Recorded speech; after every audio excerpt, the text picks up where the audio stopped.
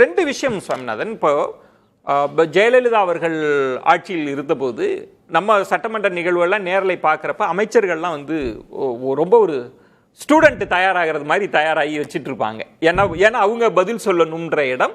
ஏன்னா பெரும்பாலான கேள்விகளுக்கு அவங்க பதில் சொல்ல வேண்டிய தேவை இருக்கும். அதில் எங்கேயாவது கிடுக்குப்பிடி வந்தால் ஜெயலலிதா அவர்கள் பேசுவாங்க. அதே மாதிரி கலைஞர் அவர்கள்ட்டையும் அந்த தன்மை இருந்தது. இன்னொன்று ரொம்ப ஹீட்டடாக துறை சார்ந்தே போயிருக்கு. ஜெயலலிதா அவர்களுக்கும் அன்னைக்கு பேராசிரியர் அன்பழகன் அவர்களுக்கும் பொருளாதாரம் சார்ந்து பட்ஜெட் சார்ந்தே ஒரு ஹீட்டடான ஒரு ஆர்குமெண்ட் போச்சு. அதனால தான் எல்லாருக்கும் ஒரு எதிர்பார்ப்பு. புதிய அரசு வந்திருக்கு. எதிர் முகாமில் இருக்கிறவங்க ரெண்டு பேரும் ஆண்ட கட்சிகள், அனுபவம் வாய்ந்தவங்க, துறை சார்ந்த புள்ளி விவரங்களோடு இருக்கக்கூடியவர்கள். இப்போ இதெல்லாம் பார்க்கிறப்ப நீங்க இந்த நிகழ்வை எப்படி பார்க்குறீங்க? எதிர்கட்சி அணுகுமுறை ஸ்கோர் பண்ணாங்களா? ஆளுங்கட்சி எப்படி இருந்தது? இல்லை ஏதாவது ஒரு மென்போக்கோடு இருக்காங்களா? எப்படி நீங்க புரிஞ்சுக்கிறீங்க இதை? எதிர்கட்சி எதிர்பார்த்த அளவுக்கு பெரிய அளவுல அவர்களுடைய செயல்பாடுகள் ஒரு சட்டசபையில ஒரு திரும்பி பார்க்கிற அளவுக்கு இல்ல. அது இருந்திருக்கணும் அப்படின்னு தான் என்னுடைய எதிர்பார்ப்பாக இருந்தது.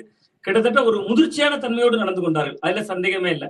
ரொம்ப முதிர்ச்சியாக நடந்தாங்க. திமுகவாக இருக்கலாம், அண்ணா திமுகவாக இருக்கலாம். ஆனா தாவேகாவுக்கு பெரிய ஒரு அதிருப்தியை உருவாக்குற அளவுக்கு, மக்கள் மன்றத்துல அவங்க ஒரு அம்பலப்படுகிற அளவுக்கு அப்படின்னு சூராதிவாகர் சார் கூட குறிப்பிட்டாங்க. அந்த அளவுக்கான ஒரு பெரிய வெளிப்பாட்டை இவர்கள் நிரூபிக்கல அப்படின்னு நான் நினைக்கிறேன். ஒன்று. இரண்டாவது, பெருமாள் மணி சார் அவர்கள் பேசுகிற பொழுது ஒரு இடத்தை குறிப்பிட்டாங்க. இயல்பாக இருக்க அனுமதிக்கிறார் முதல்வர் விஜய் அவர்களை சொல்கிற பொழுது இயல்பாக இருக்க அனுமதிக்கிறார்னு அங்க சபையில் இருக்கக்கூடிய தாவேகாவினரை பற்றி குறிப்பிட்டார். முதல்ல போன கூட்டத்தொடருக்கும் இந்த கூட்டத்தொடருக்கும் நாம் வித்தியாசம் பார்க்கிறப்ப முதல்வர் அவர்கள் முதல்ல இயல்பாக இருக்கிறார். இந்த கூட்டத்தொடர்ல சிரிக்கிறார். நிறைய இடத்துல அந்தந்த சட்டசபையை ஒட்டிய நிகழ்வுகளை ஒட்டி அவருடைய ரியாக்ஷன் நிறைய பதிவாகுது. அந்த இடத்துல அதுல இருந்தே அது தொடங்குது. அந்த மாற்றங்கள் சின்ன சின்ன ஒரு மாற்றங்கள் தெரியுது அதுல. ஆனா இந்த நேரத்துல திமுகவினர் இன்னமுமே அதிகமான விஷயங்களை பேசியிருக்கலாம், நிறைய களமாடிருக்கலாம். கிட்டத்தட்ட ஒரு பின் அரசியல் போக்கை தான் அவங்க கையாளுறாங்க. ஆனா அதிமுகவினர் எடப்பாடி பழனிசாமி அவர்கள் அன்னைக்கு ஒரு 40 நிமிட நீண்ட உரையாற்றுகிறார். ஆனா குறுக்கிடவே இல்லை. நீங்க குறுக்கிட்டா திமுகவுக்கு இடையே அதிமுகவுக்கும் முக்கியத்துவம் கொடுத்தது போல ஆயிரும். அந்த அரசியல நுண்ணரசியல் செய்யறாங்க. அப்ப எடப்பாடி பழனிசாமி அவருடைய 40 நிமிட உரையிலையும் குறுக்கிடாம இருக்காங்க.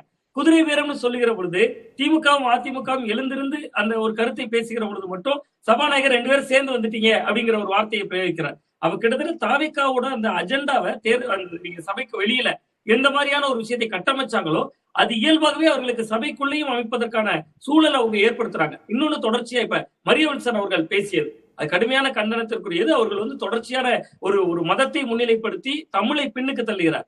ஆனா நீங்க சட்டசபைக்குள்ள அதுக்கு திமுக இன்னும் அதிகமாக செய்திருக்கலாம். அந்த ஸ்பாட்ல ஆன் ஸ்பாட்டாக இருக்கலாம். அதுக்கு பின்னும் கூட இன்னும் அதிகமான அளவுக்கு அவங்க களமாடி இருக்கலாம். பட் நீங்க இதுல ரொம்ப முக்கியமா தமிழ்தாய் வாழ்த்த முதல்ல பாடணும்னு ஒரு தனி தீர்மானம் விஜய் அரசு கொண்டு வந்த கிட்டத்தட்ட அடுத்த 2 நாட்கள் இந்த சம்பவம் நடக்குது. அப்ப நீங்க அப்படியும் ஒரு தீர்மானம் போடுறீங்க, இப்படியும் உங்க அரசு பண்ணுது என்பது உள்ளிட்ட பல விஷயங்களை அவர்கள் எடுத்து ரொம்ப தீவிரமாக களமாடி இருக்கலாம். ஆனா ஒரு மென்போக்கு தான் அதுல பெரும்பாலும் தெரியுது. என்ன காரணம் சுவாமிநாதன்? ஏன்னா இந்த தகவல்கள் எல்லாம் துறை சார்ந்து அவங்கெல்லாம் துறை நிபுணத்துவம் பெற்றவங்க தான், நம்ம யாரும் குறைச்சி மதிப்பிடலை. இதை தாண்டி திமுகவோட ஐடி விங்கோ ஏடிஎம்கேவோட ஐடி விங்கோ நிறைய எக்ஸ்போஸ் பண்ணியிருக்காங்க. அவங்க சில தரவுகள் எல்லாம் கொடுத்துருக்காங்க. அது கூட சட்டமன்றத்துக்குள்ள வந்திருக்கா அந்த விவாதத்தின் போது அப்படின்னா அது ஒரு கேள்விக்குறியா தான் இருக்கு. அதுக்கு என்ன காரணம்னு நினைக்கிறீங்க? சார், அது 2 வகையான காரணங்கள் பாக்குறேன். ஒன்று, தொடர்ந்து திமுகவினுடைய நிலைப்பாடு ஒரு 6 மாத காலம் கொஞ்சம் காத்திருப்போம், எடுத்த உடனே ரொம்ப தீவிரமாக எதிர்காலமான வேண்டாம். ஏன்னா இந்த ஆட்சி அமைந்து இன்னும் ஒரு முழுதாக இப்பொழுதுதான் ஒரு 100 நாட்களை தொற்றுக்கு. ரொம்ப எதிர்காலமாடுனா சட்டமன்ற நேரலை காட்சிகளை பாக்குறாங்க. இப்ப சபையே முடங்குகிற அளவுக்கு உங்களுக்கு எதிராக களமாடுவதற்கு திமுகவால் முடியும் தான் நான் நம்புறேன்.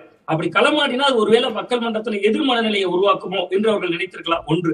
அது இல்லாத பட்சத்துல இந்த அரசு கிட்டத்தட்ட அந்த திமுக எதிர் அதிமுக என்கிற அந்த அரசியலில் இருந்து மாறி திமுக தாவேகா மாறிய பின்பு தாவேகாவினருடைய செயல்பாடு என்பது ஜெயலலிதா அவர்களுடைய கவர்மெண்ட்டை நினைவுபடுத்துது. நான் சொல்றது நிர்வாகத்துல இல்ல, நான் சொல்றது மற்ற எந்த செயல்பாடுகளையும் இல்ல, திமுக எதிர்ப்புல. நீங்க இந்த 3 மாத காலத்துல அனிதா ராதாகிருஷ்ணன் அவர்களுடைய கைதுல தொடங்கி மார்கண்டேயன் அவர்கள் கைது நடவடிக்கைக்கு பின்பு ஜாமீனில் வந்த பிறகு அவர் சட்டமன்றத்துல அதை ப்ளீஸ் பண்ணி தான் பேசினார். அன்றைக்கு நிகழ்வுல நான் பேசியிருக்க கூடாது, அந்த நேரத்துல கூட எந்திரிச்சு நாங்க ஒரு நோட்டீஸ் கொடுத்திருந்தோம், இவன் மீது நடவடிக்கை எடுக்கணும் நோட்டீஸ் கொடுத்திருந்தோம், எதிர்த்துருவ அரசியலை தான் அவர்கள் கூர்மைப்படுத்துறாங்க. 2வது, உதயநிதி ஸ்டாலின் அவர்களுக்கு பட்ஜெட் கூட்டத்தொடருக்கு முந்தைய நாள் நடைபெற்ற அந்த நிகழ்வுகள் இது எல்லாம் சேர்ந்து திமுக உறுப்பினர்களுக்கு ஏதோ ஒரு மெசேஜ் சொல்லுது. அதற்காக நான் பயந்து இருக்காங்க அப்படிங்கிற தொழில நான் சொல்லல. என்ன இடம் அதுல கவனிக்கிற நுட்பமான இடம் பாக்குறேன் தீர்மானங்கள் சார். தொடர்ச்சியா நீங்க தமிழ்தாய் வாழ்த்துக்கு தீர்மானம், எஃப்சிஆர்ஏக்கு தீர்மானம், நீட் தேர்வுக்கு தீர்மானம், காவிரி மேகதாதுக்கு தீர்மானம், பல தீர்மானங்கள் பாஜக அரசுக்கு எதிரான விஷயங்களுக்கு தீர்மானம் போட்டாங்க. அப்ப நீங்க நேற்று வரை திமுக களத்துல சொன்னது பாஜகவோடு இவர்கள் அனுசரணையாக இருக்காங்க. அப்ப தீர்மானமும் அப்படி போடுறாங்க. ஒன்று, தொகுதி மறுவரையறை மசோதாக்கு பாஜகவும் திமுகவும் நெருங்குறாங்கன்னு பலரும் வெளியில் பேசினாலும் கூட இங்க உள்ளுக்குள்ள அதை ஆதரிக்க வேண்டிய நெருக்கடியை உருவாக்குறாங்க. தொகுதி மறுவரையறை வருகிற போது அதிமுக ஒரு ஸ்டாண்ட் எடுக்கிறாங்க, பாமக ஒரு ஸ்டாண்ட் எடுக்கிறாங்க, இவங்க எல்லாம் எதிர்க்கிறாங்க. இப்ப நீங்க வந்து சுவாமிநாதன் இந்த ஒரு மென்போக்கு கொஞ்ச காலம் அப்படி இருப்பது சரின்னு நினைக்கிறீங்களா, இல்ல ரொம்ப அக்ரெசிவா பேச வேண்டிய அரசியல் பேசணும்னு நினைக்கிறீங்களா, இல்ல அவங்களை எக்ஸ்போஸ் பண்ணுவோம், தேர்தல் மேடைகள்ல எல்லாம் நம்மள தப்பா சொல்லியிருக்காங்க, எக்ஸ்போஸ் பண்ணணும்ன்ற எதை நோக்கி நகரணும்னு நினைக்கிறீங்க? இப்போ ஒரு மென்போக்குன்னு சொல்றீங்க. ஆமா, திமுகவை பொறுத்தவரை இந்த மென்போக்கு என்பது அவர்களுக்கு இந்த நேரத்தில் ஒரு தற்காப்பு ஆட்டம் நான் பாக்குறேன். ஆனால் அவர்கள் இதை மட்டுமே ஆடிக்கொண்டிருந்தால் போதுமானதாக நிச்சயமாக இருக்காது. நான் இப்ப ஒரு உதாரணம் மட்டும் சொல்றேன் சார். எடப்பாடி பழனிசாமி அவர்கள் 40 நிமிடம் பேசுகிறார், அதை குறுக்கிடவே இல்லை. அவர் குதிரை பேரம் என்று சொல்லுகிற பொழுது மட்டும்தான் குறுக்கிடுறாங்க. அப்ப அதிமுக என்ன நினைக்கிறாங்கன்னா, 40 நிமிடங்கள் வந்து நம்ம எடப்பாடி பழனிசாமி அவர்கள் பேசுறாரு, அமைதியா தானே சபை இருந்து அதை தொடர்ந்து பெருமையாக சொல்கிறார்.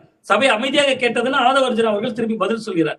ஆனா சொல்லிவிட்டே சொல்கிறார், உங்களுடைய தலைமை சரியில்லை, அதனாலதான் குதிரை பேரம் என்கிற விஷயத்தை பயன்படுத்தக்கூடாது. உங்களுடைய தலைமைக்கு வந்த சவாலு 2017க்கு முன்பு வந்த ஜெயலலிதா அரசோடு எங்களுக்கு ஒத்துழைப்பு இருந்ததுன்னு. அந்த ஜெயலலிதா அரசு தான் மதசார்பற்ற தடை சட்டம் கொண்டு வந்தாங்க. அப்ப அதை ஏற்றுக்கொள்கிறதா தாவேக்கா? அப்படி பல விஷயங்கள், நிலைப்பாடுகள் அதற்குள்ளே இருக்கு. திமுகவை பொறுத்தவரை இப்ப இதை கடுமையாக எதிர்த்தாலும் அவர்களுக்கு சிக்கல். இப்ப அவர்களுக்கு பாஜகவோடு என்ன வகையான நிலைப்பாடு எடுப்பது என்கிற குழப்பங்கள் இருக்கக்கூடும். இப்ப இவர்கள் வழக்கு மேல் வழக்கு பயிற்சியாளர்கள் என்கிற பல்வேறு விஷயங்களும் ஒரு காரணியாக இருக்கலாம். பட் அவர்கள் என்ன நினைக்கிறாங்கன்னு ஒரு 6 மாத காலங்கள் போகட்டும், அதற்கு பின்பு ரொம்ப வீரியமாக முதல் கூட்டம் என்று நினைத்திருக்கலாம்.